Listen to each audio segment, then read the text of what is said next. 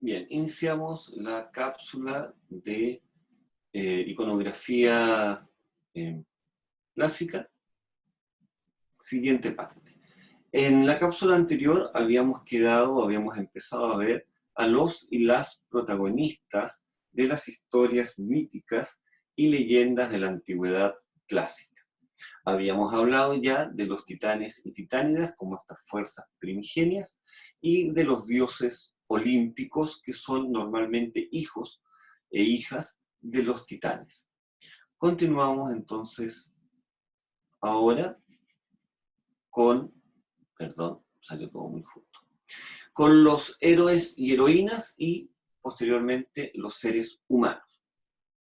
Los héroes y las heroínas son fundamentalmente hijos de dioses o diosas con seres humanos, ¿ya? Esta situación híbrida que tienen estas personas hacen que tengan una característica particular, algo que los destaque, una fuerza extraordinaria, una inteligencia sobresaliente, rapidez, etc. Alguna cualidad que los destaca del conjunto de los seres humanos debido a la herencia divina que tienen. Mientras que, por el hecho de ser hijos de un o una mortal, es que son mortales, ¿ya? Tienen esta doble característica. En el caso de las historias de héroes y heroínas, y lo mismo va a ocurrir para los seres humanos, es bastante evidente la diferencia de género. Entre los dioses y diosas hay una relación bastante más igualitaria, pero aquí entre héroes y heroínas es muy diferente. La mayor parte de los grandes héroes griegos son varones, ¿ya? Fundamentalmente son varones. Cuando se habla de mujeres, está asociado más bien con la belleza o con su capacidad o trabajo en el hogar. En cambio, los que tienen las aventuras, los que hacen grandes cosas, son siempre varones en esta historia. El pueblo griego fue un pueblo con una estructura patriarcal. Ahora, estos héroes muchas veces corresponden, o digamos, los antiguos reyes quisieron unir su linaje o el origen de sus polis con estos héroes. Por lo tanto, vamos a encontrar que suelen ser los fundadores de las ciudades o reyes importantes y míticos de estas polis y son iniciadores de dinastías de reyes. En el caso de los seres humanos, evidentemente que la humanidad fue telón de fondo, es decir, los seres humanos estamos ahí, interactuamos con los dioses, interactuamos con los héroes, eh, fundamentalmente, pero el ser humano es receptor del favor de los dioses o, por el contrario, la venganza de los dioses, ¿ya? Eh, Cuando hay historias en que él o la protagonista corresponde a seres humanos, entonces son fundamentalmente personas de la aristocracia, de la realeza, de la antigüedad de Grecia, para usarlos fundamentalmente en historias que muestran el comportamiento, que tienen un afán pedagógico, que quieren enseñar algo, y muchos de estos protagonistas están vinculados con la guerra de Troya, ¿ya? Directa o indirectamente. Pasamos ahora ya a ver elementos mitológicos probablemente tales, ¿no? Comenzando con la cosmogonía. Si recordamos, en una clase más anterior, hablamos que la cosmogonía corresponde a la explicación de cómo se inicia todo, cómo se inicia el mundo, cómo se inicia la realidad. Y al respecto habría que decir que existen dentro del mundo griego distintas tradiciones, ya 4 o 5 tradiciones distintas que hablan de orígenes diferentes, que cuentan, que relatan este mito de manera distinta. Ahora bien, en común tienen que el hecho que siempre aparece una deidad femenina primordial, que puede ser, dependiendo de cuál sea la tradición, Eurínome, Tetis, Nix o Gea. ¿Ya? Las dos primeras, Eurínome y Tetis, son oceánidas. Después, más adelante, en otras tradiciones aparecen como oceánidas, es decir, titánidas del mar. Nix es la noche y Gea la tierra. ¿Ya? Pero vamos a ver que eso tiene una connotación particular. Ahora, ¿por qué una deidad femenina primordial? Debemos recordar que aquí van a aparecer los resabios de los más antiguos dioses que tenían estos pueblos. Y como lo dijimos a propósito lo hemos dicho, a propósito de prehistoria, la primera deidad es la mujer, justamente por su capacidad de dar a luz, por su capacidad de generar vida. ¿Ya? Por lo tanto, si vamos a hablar del nacimiento de algo, siempre ese nacimiento va a ser a partir de una deidad femenina, ¿no? Esta deidad femenina puede surgir del caos informe, del mar primordial o de la oscuridad. Y esta deidad es fecundada, insisto, va a depender de la tradición, del viento, Ofión o Bóreas, del agua, Océano, o el cielo, Urano. Y de esta manera se origina la realidad de este caos informe, de este mar primordial, donde está todo junto, donde no hay diferenciación, ¿no? Aparece un huevo, este huevo representa el universo o aparece el mundo, pero el mundo no entendido como nuestro planeta, sino el mundo entendido como la realidad y por lo tanto aparece lo existente, ¿ya? Como principio básico.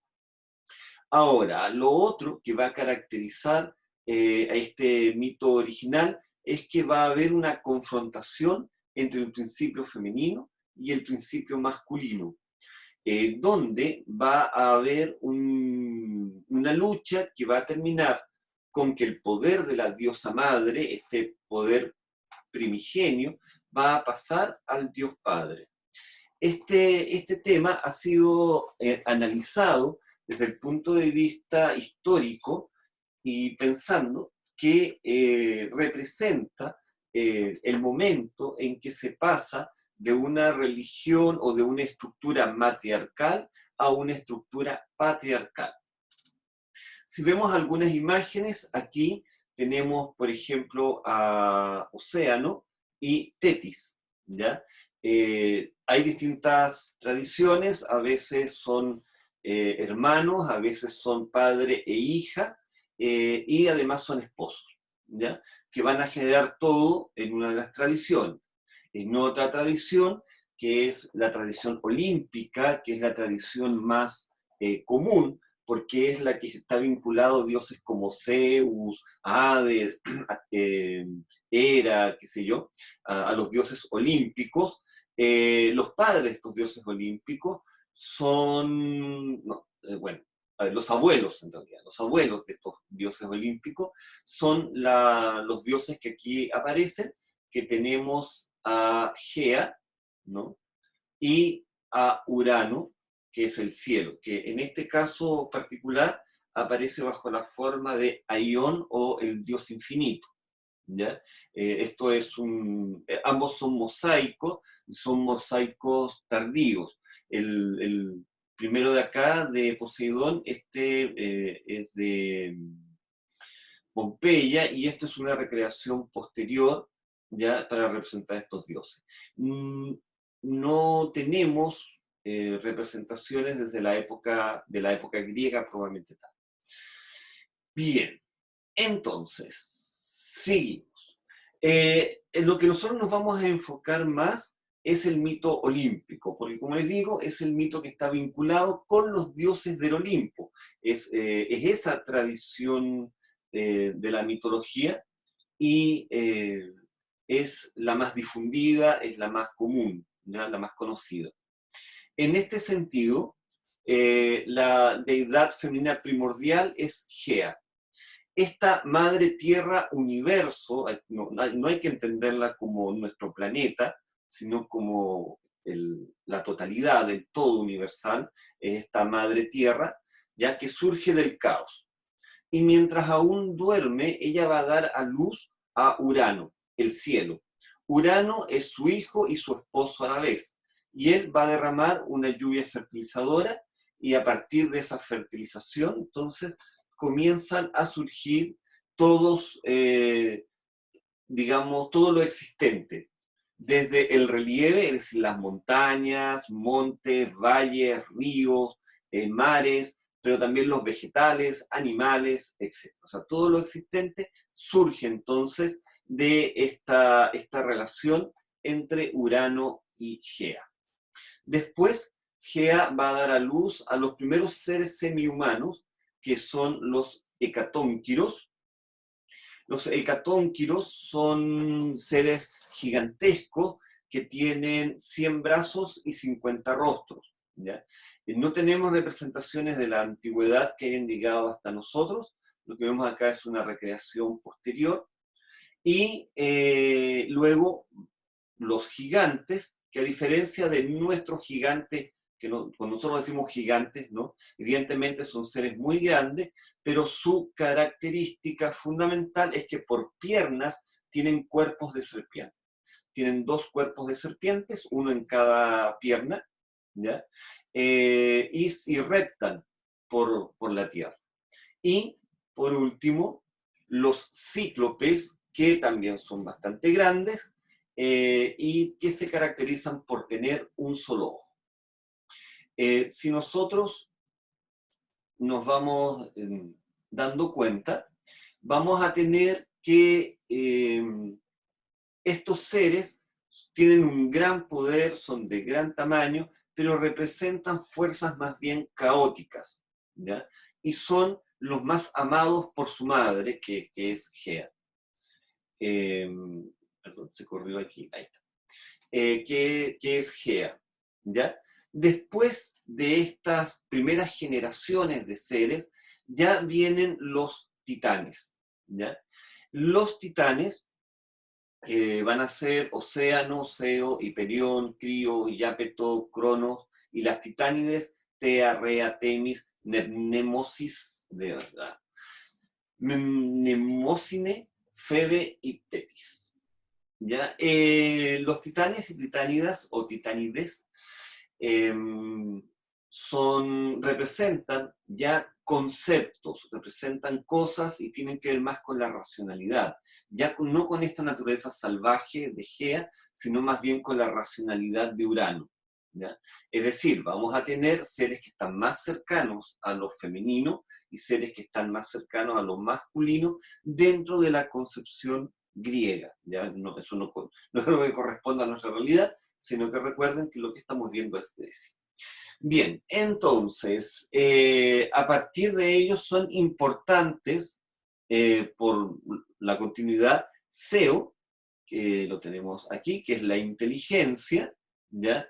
Y Febe, que es su esposa, hermana y esposa, que representa la, digamos, la sabiduría profética, ¿no? La capacidad, la inteligencia que brilla y que tiene esa capacidad para predecir el futuro o ver lo que puede venir. Entonces, esa sabiduría profética, y lo interesante que los nietos de ellos son los dioses justamente vinculados con el oráculo, en el caso de Apolo, y de Hécate, que tiene que ver con el conocimiento místico, con el ocultismo, ¿ya? Por otro lado, vamos a tener la titánida de la justicia, que corresponde a Temis, ¿ya?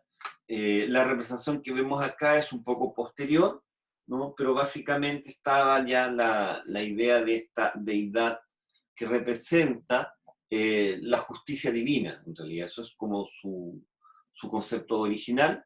Y también muy importantes para el mito olímpico, que son directamente los padres de los dioses más conocidos del Olimpo, que son Rea y Crono, ¿ya? Tierra y tiempo. Como ven, tienen que ver más bien con conceptos, ¿ya? Hiperión, por ejemplo, es la luz, lo lumínico. Hiperión va a estar casado con Tea, ¿no? Que representa el éter, ¿no? Y la visión, ¿no? De ellos dos van a ser el sol, por ejemplo. Crío es una deidad vinculada con los rebaños. Se piensa que es lo que queda de un antiguo dios pastor que tenían los pueblos prehistóricos de esta región. Yapeto o Japeto es la violencia, pero tiene una connotación de creación, porque en los tiempos más antiguos es a través de la violencia que muchas veces se logran cambios o conseguir cosas. Por lo tanto, es violencia, pero es a su vez un Dios que genera cosas, ¿ya? Ahí tenemos una visión más o menos en cuanto a las titánides. Tenemos a Mnemósine, que es la memoria, ¿ya? Ella es la mamá de las musas, ¿no? Pero ella va a tener las musas con Zeus, que era su sobrino. En fin, esto de los dioses es ahí. Bien. Y para terminar por hoy, tenemos la castración de Urano y el dominio de Crono. Se va a generar, hablamos al comienzo, que hay un conflicto después entre el principio masculino y femenino, ¿ya? Los hijos de Gea son muy poderosos, sobre todo los tres tipos primero, y por lo tanto lo que va a hacer Urano es enviarlos al inframundo, ¿ya? Enterrarlos en las profundidades. Según algunas leyendas, no los dejan hacer. Ya es un concepto muy raro. Hay distintas versiones, pero en general debemos pensar que estas deidades primigenias van a ser colocadas, encerradas en el inframundo, ¿ya? Y por supuesto esto no le gusta a Gea y también está disconforme con que este acoplamiento continuo que la hace tener hijos y más hijos y más hijos y más hijos. Por lo tanto, va a convencer al menor de sus hijos, que es el titán Cronos, de, junto con sus hermanos, rebelarse contra su padre. Y de tal manera que se van a rebelar. Gea le regala, le da un arma que es una hoz o una guadaña, según la tradición de la que se trate, y con la ayuda de sus hermanos Hiperión, Jápeto, Crío y Seo, quienes inmovilizan al poderoso Urano, Cronos procede a castrarlo, ¿no? Le corta el miembro de los testículos y por lo tanto Urano ya no puede mandar, digamos, ha perdido su poder, ¿ya? A eso se refiere. Y queda nada más como firmamento sin poder volver a tener una forma humana, vamos a decir. Y por lo tanto esto permite que, que Cronos asuma el dominio del mundo. Se cuenta también que a partir de la sangre que cayó al cortar, digamos, a su padre, se van a formar las erinias y el miembro de Urano al caer a las aguas del océano la fecunda y de ahí, según una de las tradiciones, hay varias, va a surgir Venus, ¿ya? Aquí hemos hecho un primer acercamiento, continuamos en la próxima clase, no falte en lo posible. Y entonces nos vemos.